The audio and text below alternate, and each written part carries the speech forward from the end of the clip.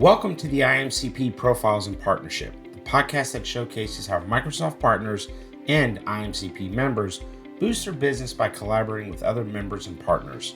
I'm your co-host, Anthony Carano, and in each episode, I'll be talking to some of the most innovative and successful partners in the Microsoft ecosystem. The International Association of Microsoft Channel Partners, otherwise known as IAMCP, is a community of Microsoft partners who help each other grow and thrive. Members can find and connect with other partners locally and globally and access exclusive resources and opportunities. Whether you're looking for new customers, new markets, or new solutions, IMCP can help you achieve your goals. We'll hear their stories, learn from their experiences, and discover the best practices and strategies they use to increase customer loyalty and grow revenues. Whether you're a new partner or an established one, you'll find valuable insights and inspiration in this podcast. We hope you enjoy this podcast and find it useful and inspiring. If you do, please subscribe, rate, and review us on your favorite podcast platform. And don't forget to follow us on social media and connect with us on our website, www.profilesandpartnership.com, where you can find more information, resources, and opportunities to partner for success. Thank you for listening, and now let's get started with today's episode. But before we dive into our interview, let me ask you a couple of questions. As a Microsoft partner and member of the IAMCP, how are you investing in the continuous learning and development of your employees and customers as a way to grow your business? And how do you build and deliver the right solution to help you achieve that? These are some of the questions we'll explore in this podcast with the help of our guest, a P2P EMEA winner for the Advisor Awards and an ISV Awards nominee. He'll share stories, challenges, and successes and give you practical tips and advice on how to build for success. Are you ready to join us on this journey? Then stay tuned because we have a great show for you today.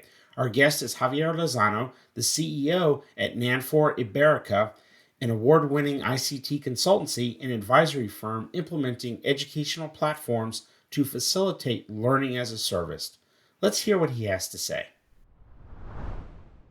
Welcome, Javier, to the podcast today. Thank you for joining us. Thank you very much for having me here. I am very happy to be part of your activity today. Yeah, we're looking forward to a great interview with you. Let's start off. Tell us a little bit about yourself and your role in the company. Okay, well, I'm Javier Lozano. I'm from Madrid, Spain, but I have always very international and IT minded.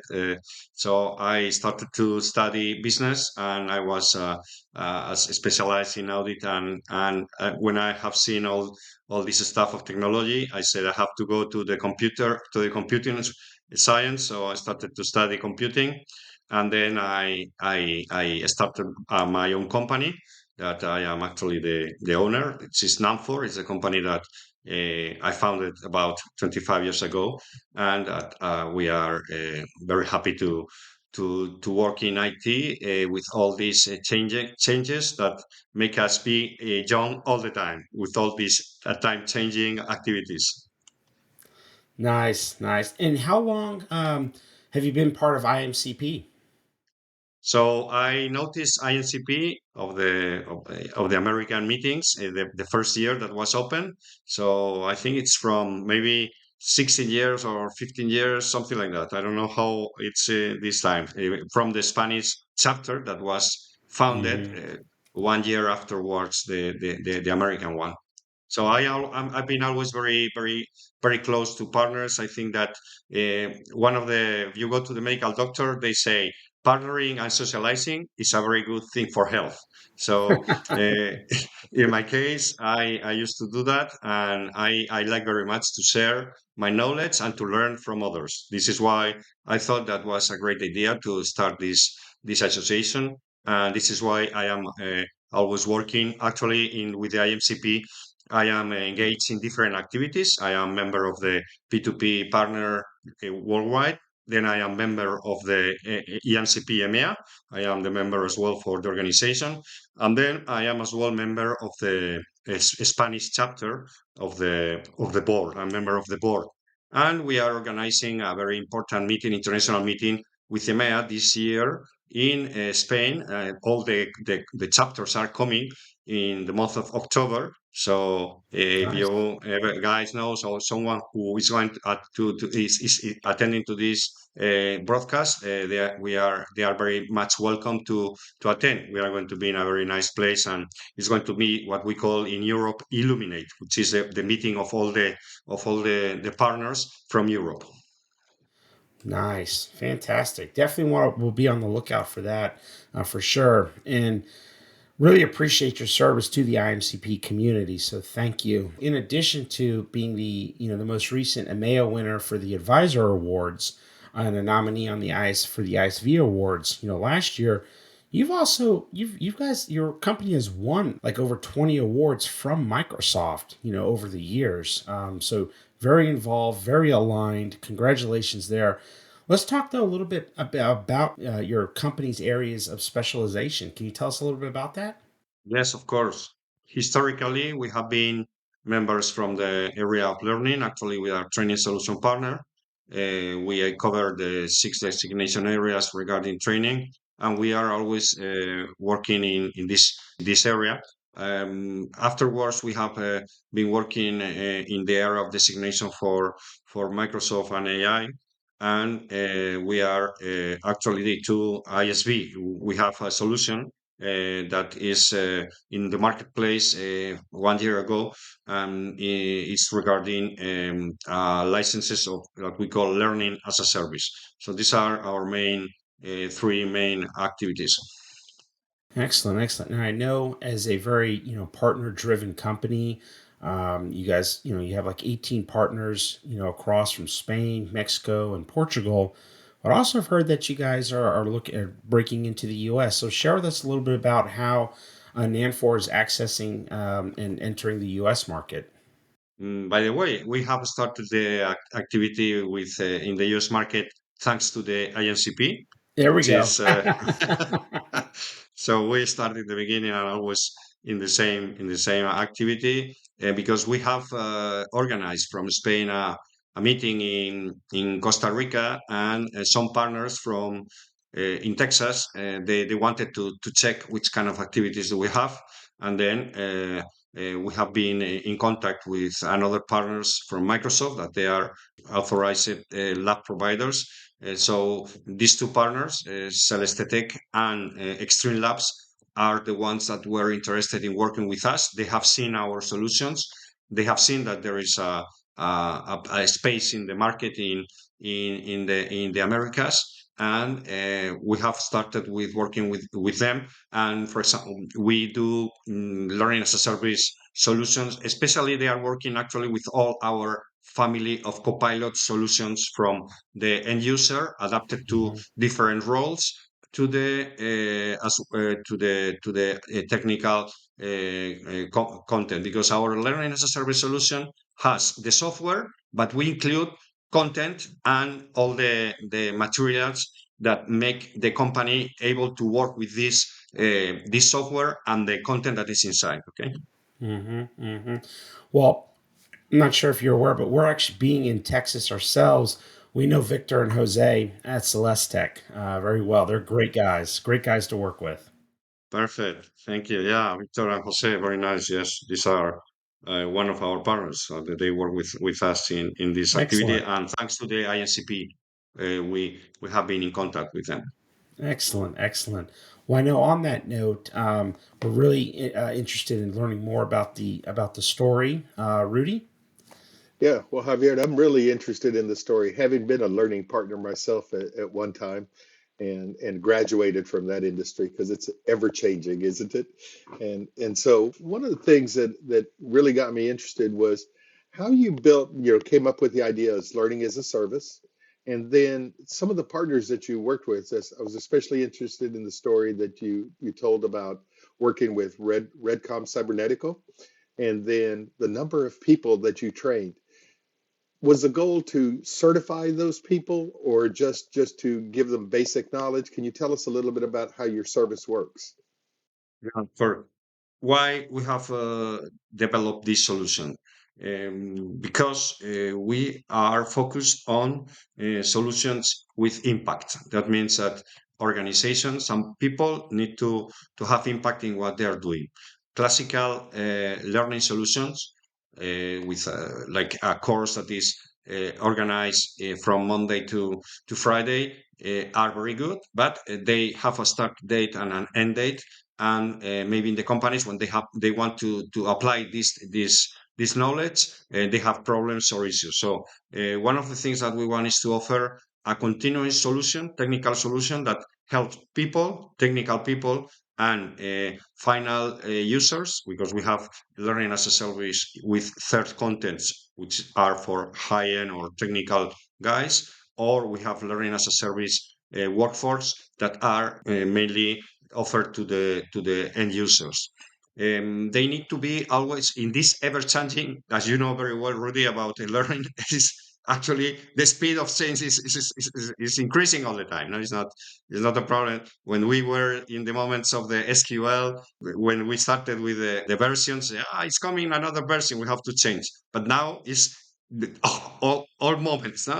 Yesterday I was with more than 200 people talking about AI solutions.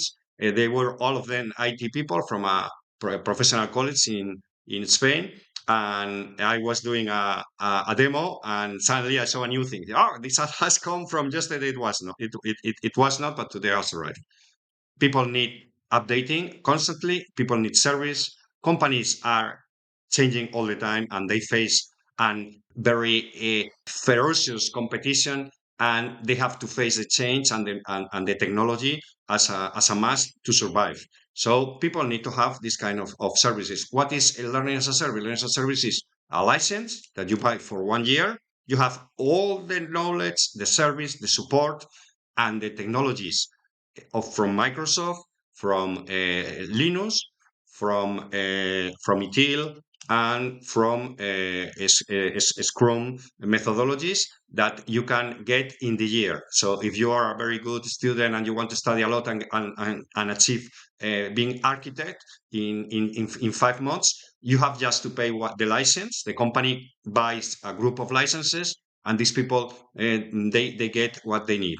We change the concept of knowledge from capex to opex. So that means that it's a fixed investment. They don't have to be worried or because they have a new project, say, oh my God, now I have to invest in knowledge, I have to invest in training, I have to find a good trainer. Where I'm going to have that? This is overcome. We don't have we have, for example, Avanade is a customer of this program. Toyota in Mexico, some banks as well. Not only partners, okay, because they need that. They need that. No, this is the point. They have to have as well support and service. We have a group of people in different countries that if they want, they can contract us the learning as a service with this kind of service. So what they have is to avoid the problem of the new projects, and as well the problem in terms of Microsoft partnership. The situation that Microsoft, as you know very well, about designations and continuously certifications, they can get this training. Other result that we have, for example, from Redcom is that they have decreased their rotation of their people of their staff, because the staff knows that when they join this company, they're going to have the training for guaranteed. They don't have to ask. They don't have to see. Yesterday, by the way, one guy said, "No, in my company, I want to get training, but I'm not the one that is selected, and I am not satisfied for that." So, in this kind of a learning as a service program, is guaranteed the knowledge and has these advantages. This is why we started with that, and we think that companies need some of them. They need as well the technology. They don't have their own LMS. They don't have this software that needs to be supported, and they don't have as well the contents that we are developing always for including this solution. Since you mentioned that they don't always have the platform to do this, so like an LMS, so does your system include an LMS where you can give companies reports on who's taken the training and how well they've done, or any metrics along those lines? Yes, of course. Thank you for doing me this question. It is very important for companies. This is another advantage. They have on-demand reports. They can automatize the information. But we have we think that online and delivery of knowledge is not only of online with technology, but with persons. So we always have meetings, online meetings with the support managers. We have each company has their own agent, their own support and professional that gives all the information. They have reports of four, and this is very interesting because since it increased productivity because company pays from the licenses, but the not only the company knows how it is are going the knowledge of the students, but as well the own student is meeting with their managers in this information. So the motivation is much higher to learn more with less. I'm glad you elaborated on that because you talked about the impact of the training. And so that's really great that they have their support managers and stuff because that's always very important in measuring the impact of training. As you mentioned earlier, when it was all instructor led, there was a beginning and an end. And as I used to talk about it, people remember 30% of what they learned in that week.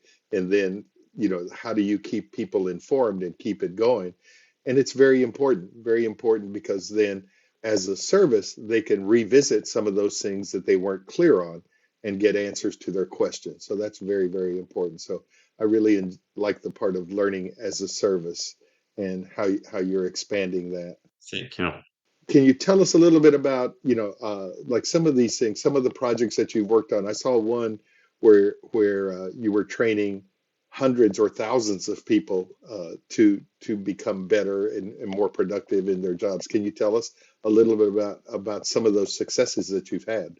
For example, one of the projects that we have achieved more than 1,000, about 2,000 people, more than 2,000 people, was organized with Microsoft and with INCP as a group that we started to train in different areas. We have certification areas, but we have as well customized training.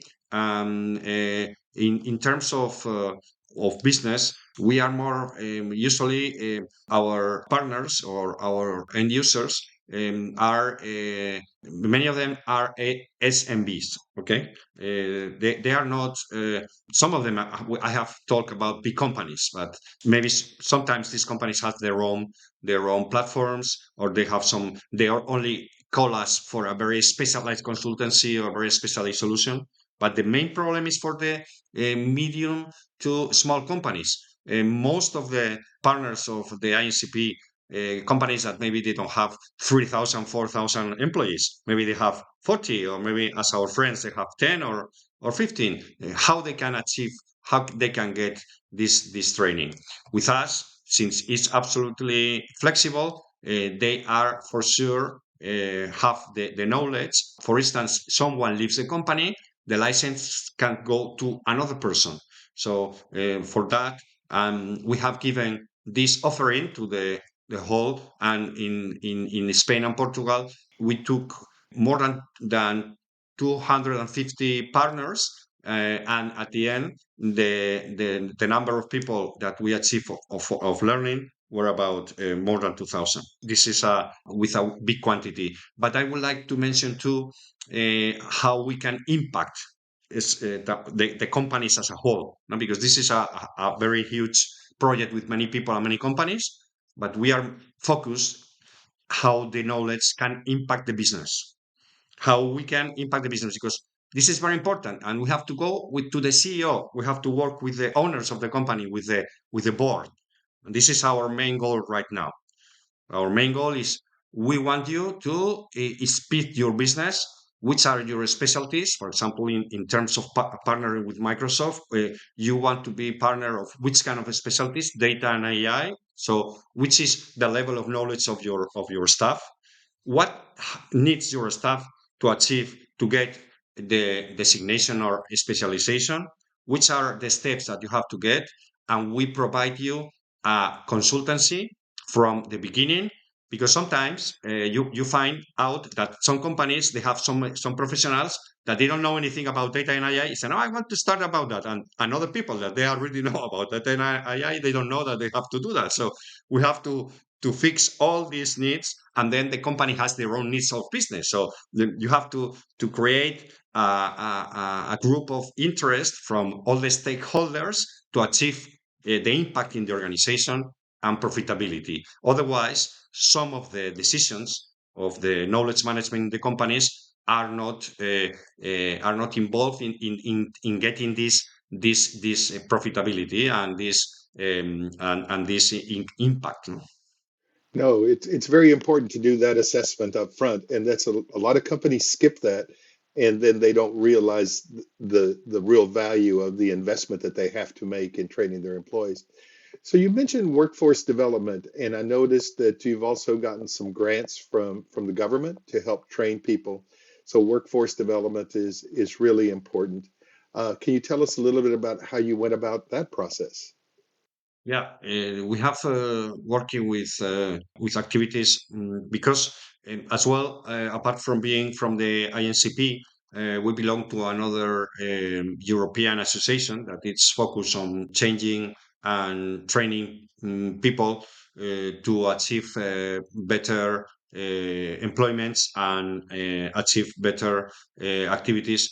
So what we do is to find companies that need talent, and then people that they have to be that they want to go to the market. And then what we find are European Union funds from different activities. And once we organize all this activity, we work with this area of workforce, and we give them this solution as well, a learning as a service solution.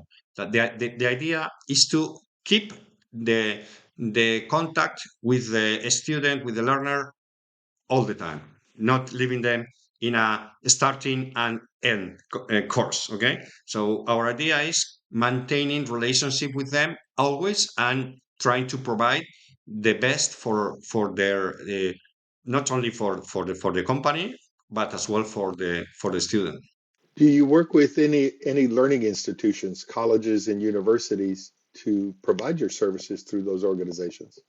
Well, actually, we work with learning with some institutions that are in private universities, but actually, the new projects that we are dealing with are with professional associations of companies. I mean, so and we work as well with different groups of verticals. We are working with verticals too. For example, engineering. We have actually some business cases about engineering. They have engineering that they want innovation, and they have in their staff maybe 10% of people that they are IT people, not only engineers. They have maybe and what they buy for our match is the learning as a service. They have their LMS, which is we give them the LMS and we train them because what we want is companies have success. So we are seeing, for example, in the verticals of engineering, that companies that have 200, 300 people, they don't have any IT people inside. So they are always depending on one company is going to tell you something to do, and then they do a project, and this project stops, and then another is the same thing of the training that I was telling you. No, one project or one training starts and finishes. I say, but what the hell? And then why you have that? I have this problem, I have this another problem. So for us, it's very important this continuously driving knowledge and acquisition of knowledge that permits companies to be independent in the verticals of in touristic as well, and we are in the verticals of learning, of training. We offer this kind of technology to the learning area. Okay, so these are apart from the IT companies, these are our verticals. That's great to hear because that ties in with something that I got taught a long time ago by one of my advisors in college. Who, when I graduated, he pulled me aside. He goes, I really respect what you've done for us, and I want you to remember one thing: learning is a lifelong process. Never stop. So that's very, very important. Of course, this is something that some people forget.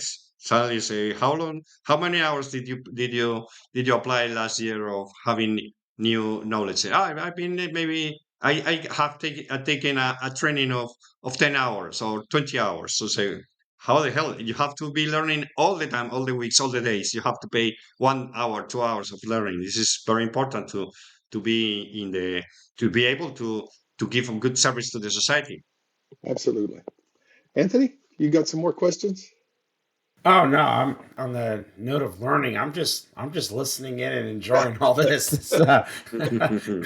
Always good advice. Well, talk about what are some things that you've found as you're engaging with these companies that are, embracing this learning as a service. What are some things that you're seeing in terms of some of their success rates? Okay. So, they have increased. For example, right now we are having a lot of success with all our AI Copilot solutions because right for last week we have for one of the companies that they say I don't know how they have messed up. I don't know how they do that, but they say that for example, the development department has achieved improvements of 80% of productivity because of the learning that they have taken from GitHub Copilot and project development and implementation. For me, the figures that are expectable maybe is 20 to 30%. In terms, for example, in offering new services to the customers because they know how to develop the new copilots for servicing these their customers. Another is the rate of success of projects in terms of IT. As you know, there are some companies that they have a lot of people, but they don't have time to train because they just give the asset to the company. Say, you have to do this project, but I don't have the training. What can I do? I don't have Hmm. time to. You have to learn from the scratch or with the experience. And the project sometimes is a failure because of that. Hmm. So once we have the rate of success in projects has increased. For instance, Redcom, which is a company that I have put in, they achieved 27% of improvements. They didn't have situations with the people that they were engaged in the learning as a service program. Why? It's very easy. If we have a special, very clear case with the field service project. They had to. One company has bought Dynamics 365 field service, and the IT company have to offer services for that, but they didn't know about that. So in the past, with a project, similar project, they have to contract a training. They didn't have time to organize that. They have to push the project in the moment. With the learning as a service, the guys were studying another thing, but they changed and they started to work with that. In 1 week, they knew a little bit of what they were talking. In 1 month, they were able to perform service and to administer and develop services to this company. So it's a very flexible way. This is another advantage that we see with this program. Redcom, for instance, they have the problem of achieving. They started to spend on their staff of training them and certifying them. Suddenly, when they certified, some of them they quit the company because they were hired by others because they have a very high level of certification. Now with the learning as a service, most of them they stay because they have a longer term of engagement with the company because they say I want to be here at least 1 or 2 years to receive and to get my architect designate my architect certifications and being these projects and they don't have the problem of changing people and certifying and have to invest and losing the certification. Hmm. Hmm. I know you had mentioned that you tend to work with the owners, CEOs, and boards. What have you found to be kind of different in some of the cultures, like the organizational culture of those companies that embrace learning as a service versus those that do not? The change. What we see that people that they don't embrace such kind of services, Yeah, like are what's different in terms of the organizational culture? There's as you're working with these different yeah, this is a CEOs and boards. 20th century 20th century culture to 21st century culture. It's That's so I that's want to have money in the pocket. I want to have money in the there you pocket go. very short term, and then the money disappear because they don't invest Yeah. anything in. And the main changes are short term companies that they say I need something, let's pay for that, or people that they know, companies that they know they have to invest to Yeah. improve. For example, this company that we are working in the engineering area, they are increasing their business 50% yearly because they are Hmm. investing very heavily in technology, but they are investing in a proper way. It's not Hmm. a kind of, because some of the business, when you, for example, Anthony has asked me, the 20th century owners or CEOs, what they say is, oh, I have seen another company that they have this technology, I have to buy it. Hmm. They go to the provider, give me this technology very fast, but they didn't have a strategic plan. They didn't have an IT and an innovation plan that is embedded in their business. They are Hmm. working just step by step or by without any long term business. So these are the differences, not the strategical approach to technology embed in their business, to the other approach of the technology that is doing by impulse because someone has that, or I need this CRM, or I am going to put this ERP, and then I have the problem that why I do that, and people they get disappointed because this is not value for us, no, or I have this technology and I have this investment and I didn't have any ROI because of that. Now I know you mentioned you guys are a partner, driven company. What tends to be your criteria for selecting a partner? So our criteria first is to learn that they understand our business, that they really feel we're not asking or looking for a very big company.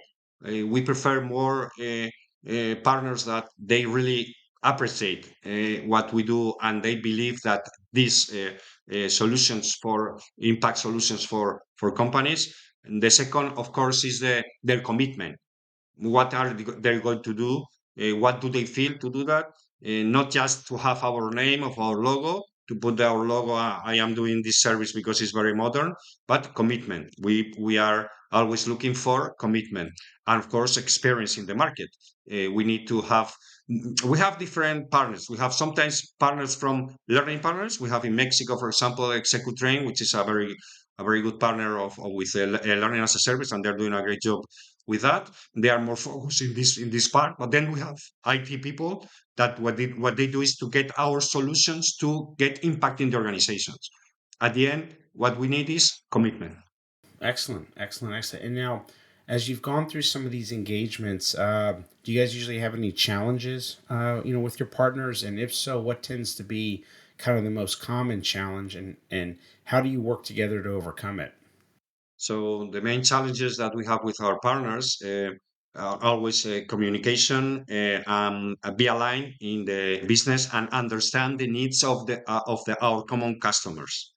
The most important thing is how we can understand the needs of our customers to give them the best to achieve their satisfaction and to achieve new contracts. So how do we do?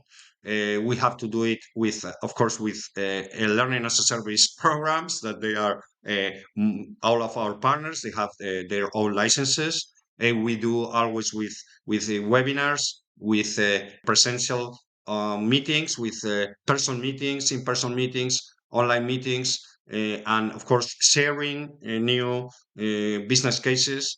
We work a lot in this area, putting together specialists of each company to talking about their experiences. Yeah, I've got a follow-up question. So, based on all your partnering experience, I've heard you mention that engaging with your company helps increase customer satisfaction.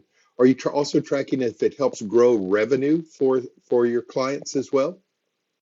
This, of course, this is one of the main issues that we need.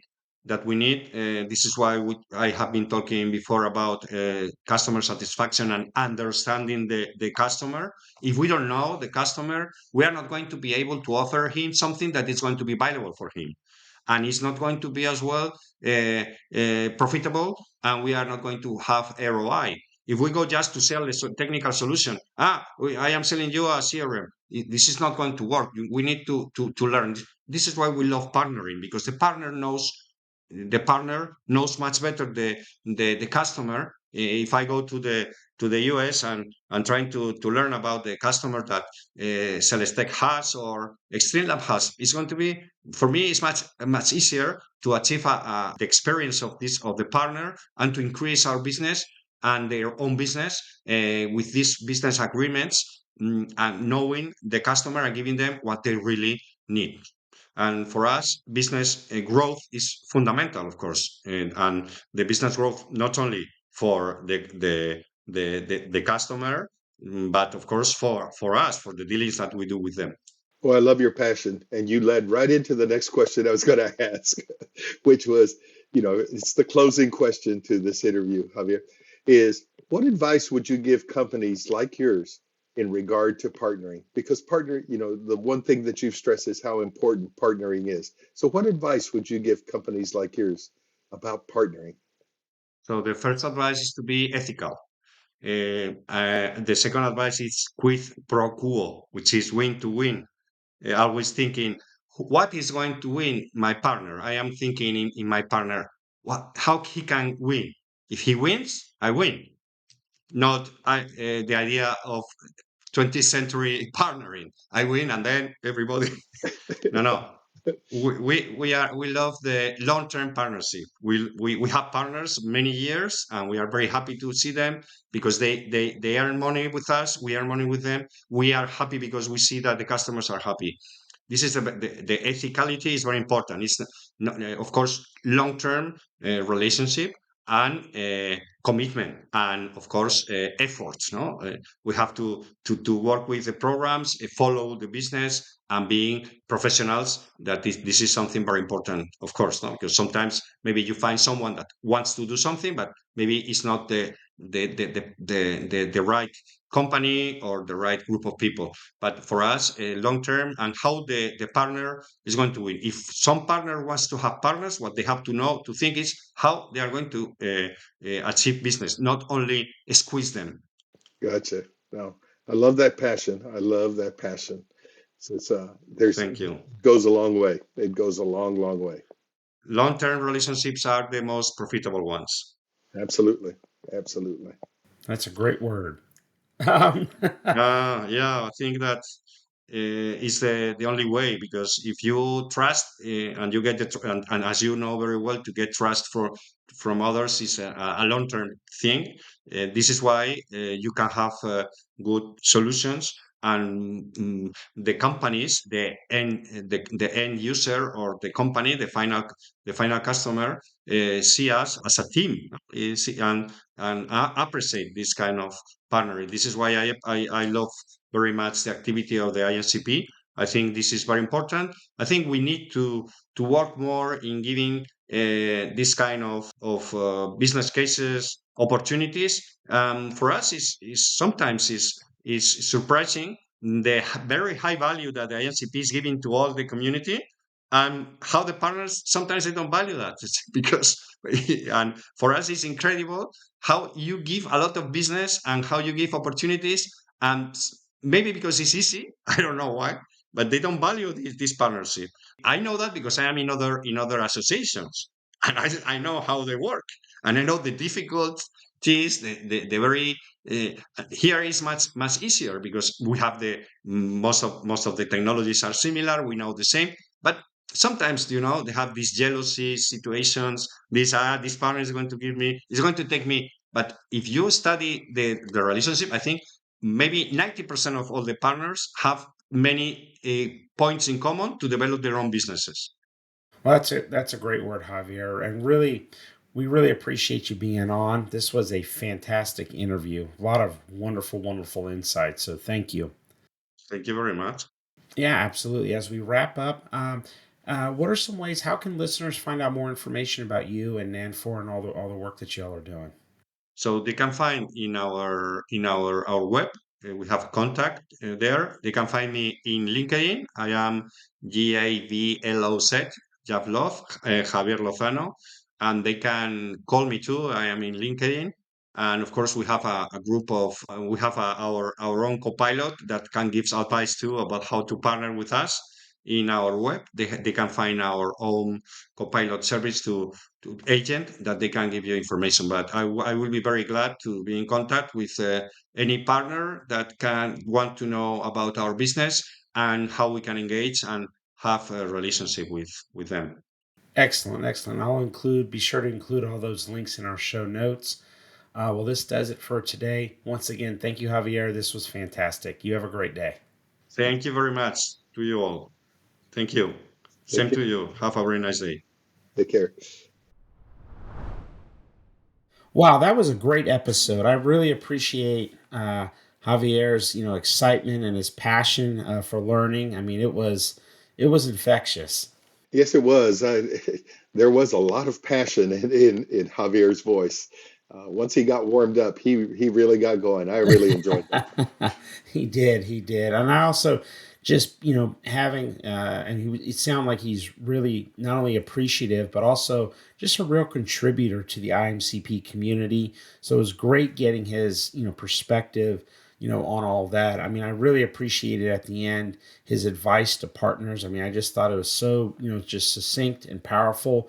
First and foremost, just the importance on being ethical, right? And all that implies. And coupled with that is looking to always create win-win, for obviously for yourself, your own company, but also for your partner. And this combination that of being ethical and always looking to create win-win situations leads to the third point about having the perspective that good long-term relationships are profitable ones. But how you've got to be ethical and you've got to look to create those win-wins, which helps really facilitate those good long-term relationships. And so it was great just hearing him just share some of the stories, as well as some of your own stories, Rudy, as you guys have both been in the ecosystem for a long time. So it's really just refreshing to hear. No, I really enjoyed it, and especially the innovative approach that he's taken to his business, learning as a service. That's taken a long time to evolve. And having been in that business at the early onset, in way back even in the 1990s, it really has evolved considerably. And the approach that he takes of working through partners, I really appreciate his patience and passion in teaching partners the value of learning, because when you teach partners and customers the value of learning and how to use the technology more efficiently, more properly, they develop more depth. And that breeds loyalty in your employees as well, because employees always want to work for people who are continuously learning. As I mentioned in the interview, learning is a lifelong process. And one way to keep happy employees is to continuously train them so they know their jobs well and they know how to execute. And then they teach their customers how to execute. And we learned that in another interview that we did earlier today, that learning is valuable. And if you teach your customers how to use the technology properly, then they'll be lifelong customers, and those are the profitable ones. That's really great to know. And I appreciate Javier's passion in sharing that with us.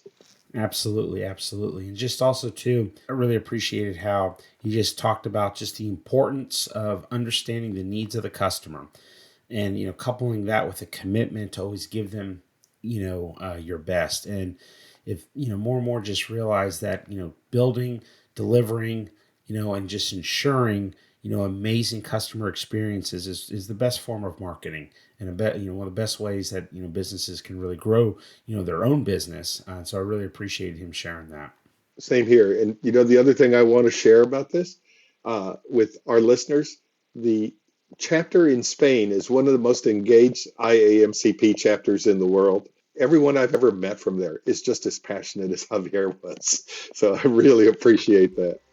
I want to thank all of our listeners for joining us today on this episode of IMCP Profiles in Partnership, powered by Dunamis Marketing. We hope you enjoyed this podcast and find it useful and inspiring. If you did, please subscribe, rate, and review us on your favorite podcast platform. One of the best ways to partner for success is to join the IAMCP, a community of Microsoft partners who help each other grow and thrive. IAMCP members can find and connect with other partners locally and globally and access exclusive resources and opportunities. Whether you're looking for new customers, new markets, or new solutions, IAMCP can help you achieve your goals. To learn more, visit the website at www.iamcp.org.